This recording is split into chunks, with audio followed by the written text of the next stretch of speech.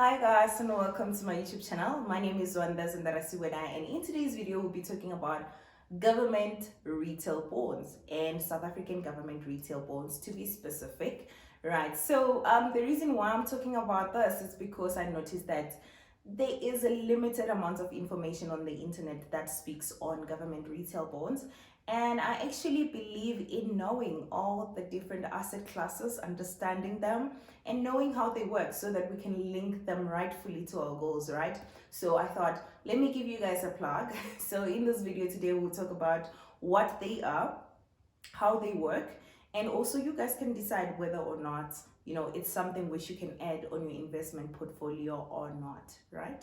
So yeah, let's get started.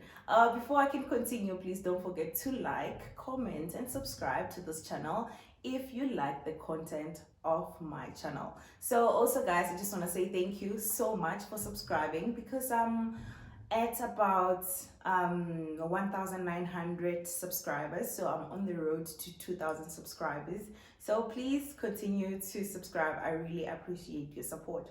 So going to the topic of the day, government retail bonds were introduced to South Africa in 2004, and what they are is that they are a platform where a government or our government actually ask for money from us, the investors. Could be like your retail investors, meaning me and you, where we can borrow the government money, and in return the government can offer us interest rate on the money which we have borrowed them. So the government normally use this in different initiatives, different projects, and like I said, in return they offer us interest rate, right? And I will leave a link to the website where you can find information on government retail bonds and how to register for it and how to invest it on my description, right? So there are two types of investments that we have on South African government retail bonds. One is called fixed investment, and the other one is inflation linked.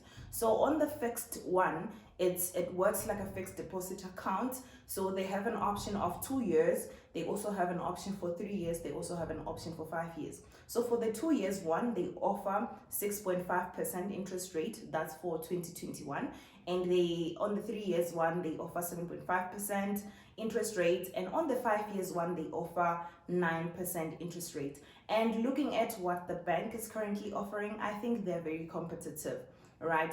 So the inflation linked one, the way it works is that it actually the interest rate is compared to the inflation, right? So it could be inflation plus 2% or inflation plus 3%. That's normally how it works, right?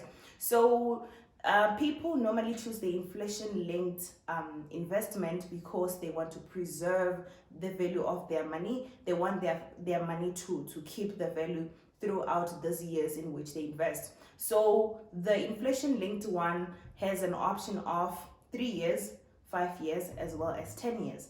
So they don't have like a fixed interest rate that they offer, because they offer it according to the inflation of that year. And currently the inflation is 4%, right? So they can give you like 4%, which is the inflation plus 2% or plus 3%, depending on how maybe their project is going, right? So is this something that one can use, or something that one can add on their investment portfolio or their saving plan or not, right?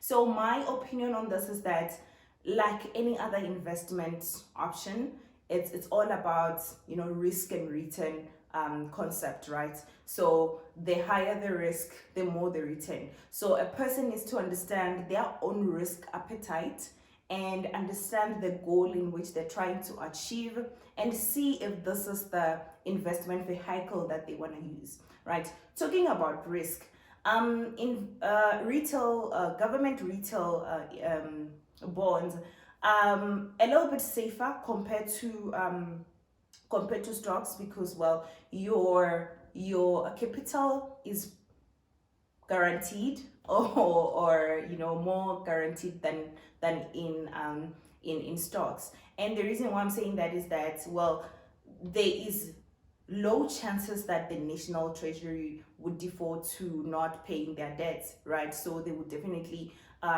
consider paying you back your money when your money matures. So it's a little bit safer than your stocks. So you need to look into this kind of things. Are you looking into preserving your money? Are you looking into gaining high interest? Are you looking into keeping the value of your money for a certain period of time? So these are the kind of things which you need to look into, and then you can decide if whether or not you want to add government retail bond on your portfolio.